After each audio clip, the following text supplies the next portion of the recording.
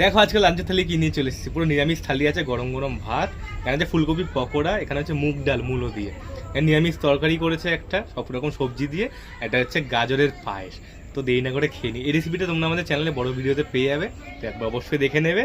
তো খেয়ে নিয়ে একদম গরম গরম ডাল আর ফুলকপি পকোড়া তো আমার প্রিয় জিনিস, পকোড়া বললেই হলো আমার। নিরামিষ তরকারি, নিরামিষ এরকম জমজমাট না হলে ভালো লাগে না। পকোড়া নাহলে ভালো লাগে না। আর নিরামিষের দিন একটা পকোড়া আর শেষে একটা ডেজার্ট থাকলেই ব্যাস আহা। জমে যায়। আহা, মাথা নেড়ে নেড়ে খাচ্ছেন উনি।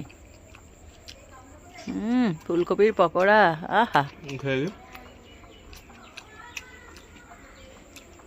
কেমন হয়েছে? একবার অবশ্যই ট্রাই করো রেসিপিটা, দুর্ধর্ষ সুন্দর হয়েছে। খেতে হয়। হুম